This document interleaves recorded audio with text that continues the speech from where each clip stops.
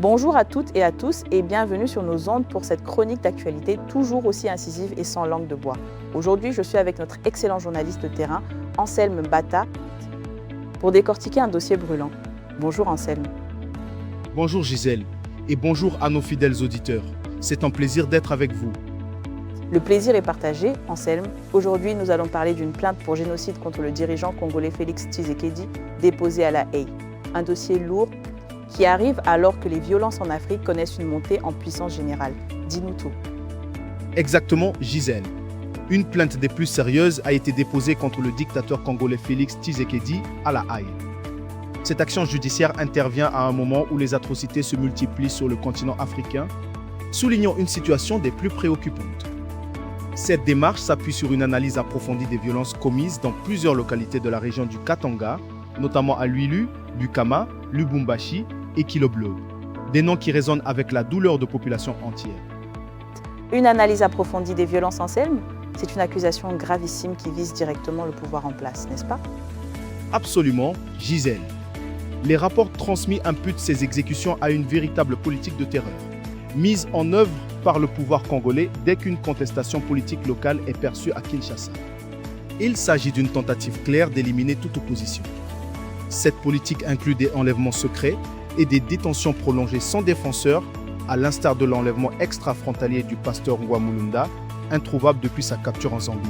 C'est une pratique glaçante.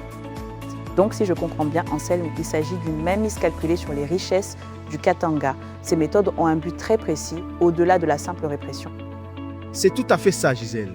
Ces actions ont pour but de consolider l'autorité centrale, tout en garantissant une captation exclusive des redevances minières de cette région, qui est d'une richesse stratégique considérable. Le pouvoir ne lâche rien. Pour accomplir ses desseins, le pouvoir met en place des milices selon des critères purement tribaux, instaurant de véritables forces supplétives destinées à protéger le clan dirigeant. Une division qui affaiblit encore plus le pays. Des prédicateurs religieux, Anselme, on instrumentalise même la foi, la spiritualité pour légitimer ces horreurs et la mort des opposants. C'est une manipulation effroyable. Exactement, Gisèle. Des prédicateurs de la même communauté propagent également des messages radicaux, légitimant la mort des opposants au nom d'un mandat divin indiscutable. C'est une dérive dangereuse qui justifie l'injustifiable. Un tel glissement idéologique pousse les juristes à exiger une intervention immédiate afin d'éviter une propagation accélérée de ces violences ciblées durant les prochains mois. L'urgence est palpable. Mais au-delà de ce cas particulier, Anselme, la grande question demeure. La Cour de la Haye, la CPI, a-t-elle vraiment les moyens de ses ambitions face à de tels dirigeants? Sa capacité à agir est-elle suffisante? C'est la véritable interrogation, Gisèle. Cette démarche met en évidence la capacité de la juridiction internationale à agir contre des dirigeants souvent protégés par leurs fonctions étatiques traditionnelles. Le défi est immense. La Cour de la Haye se retrouve en réalité épuisée, privée des budgets indispensables pour mener à bien ses multiples enquêtes sur le continent. Ses ressources sont limitées face à l'ampleur des crimes. Donc, pendant que la CPI a du mal à joindre les deux bouts, les crimes de masse, eux s'intensifient de façon fulgurante ailleurs en Afrique. C'est une course contre la montre qu'elle semble perdre. C'est tout à fait ça, Gisèle. Pendant ce temps, les atrocités de masse s'accroissent de façon fulgurante, prenant une nouvelle ampleur dans plusieurs républiques voisines, toutes gouvernées par des régimes autoritaires.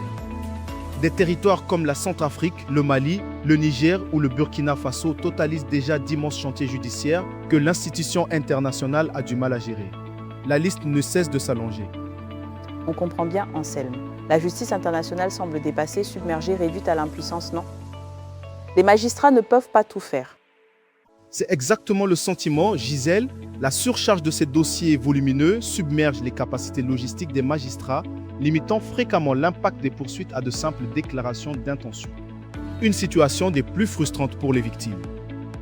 L'étude du dossier de la République démocratique du Congo montrera si cette juridiction possède encore les forces nécessaires pour imposer le droit universel. C'est une épreuve décisive pour sa crédibilité. Un dossier à suivre de très près, Anselme. Merci beaucoup pour ces éclaircissements glaçants. Merci à toi, Gisèle. Cet article, il faut le souligner, nous vient de ta plume, Gisèle Molomo. Pour contacter Corbeau News Centrafrique, nos numéros WhatsApp et téléphone sont le +236 75 72 18 21 ou le 70 16 44 65. Merci de nous avoir suivis et à très bientôt.